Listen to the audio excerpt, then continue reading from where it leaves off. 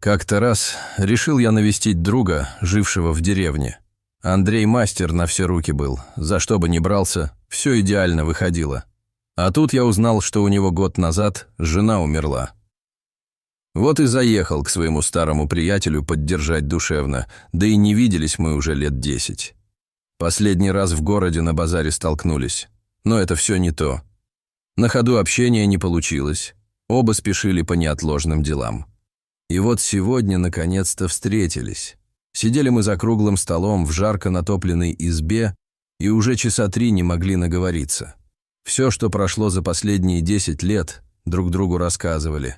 Под ногами все время крутился огромный рыжий кот величиной со среднюю собаку. Рваное ухо и шрам на всю морду выдавали его бойцовский характер. Он басом мурлыкал и терся об мои ноги, выпрашивая еду со стола.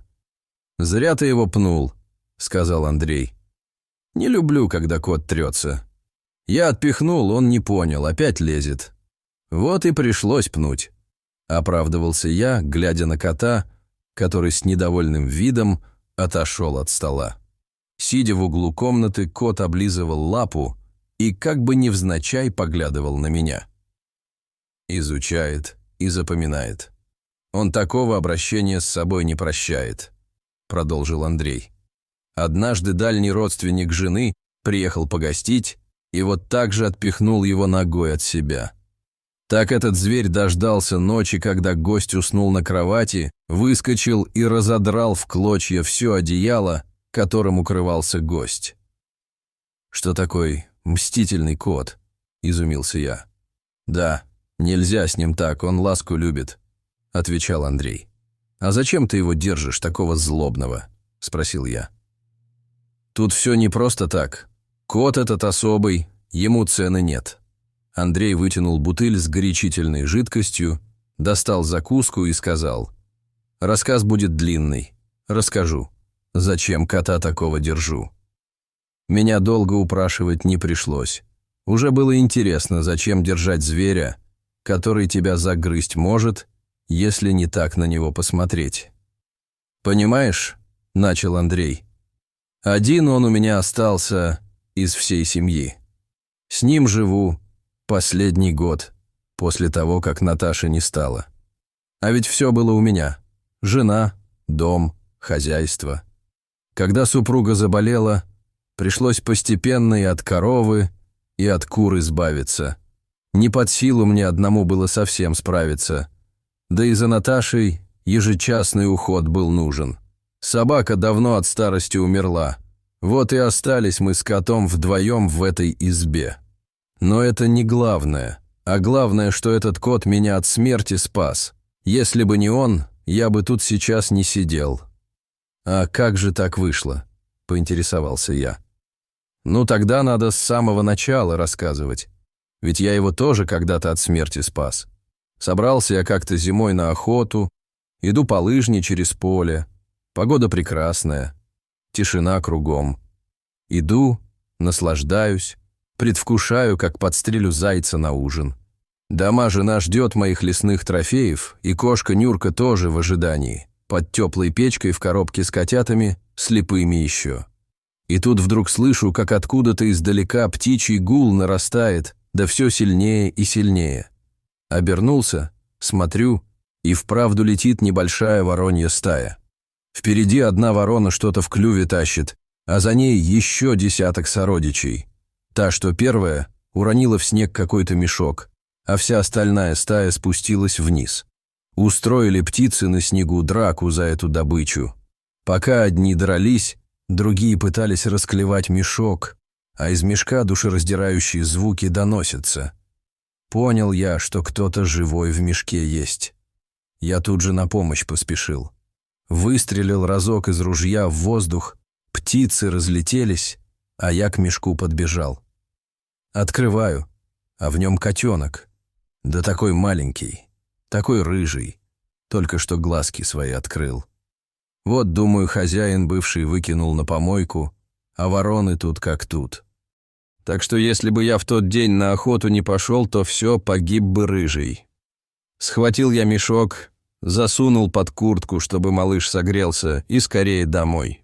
Прибежал, а жена с кошкой встречают у порога. Наташа сразу догадалась, что что-то неладно. Вот тут я ей предъявил свою рыжую находку. Она руками всплеснула от удивления и выкрикнула: «Такой рыжий! Прямо как абрикос!» Наташа обработала ему раны, полученные от вороньих клювов. Ну вот и имя ему придумывать не надо. Так он и стал абрикосом. Нюрка долго обнюхивала найденыша, но, как говорится, чужих детей не бывает, и она приняла его в свою кошачью семью. Так и рос он у нее под теплым брюшком вместе с другими котятами.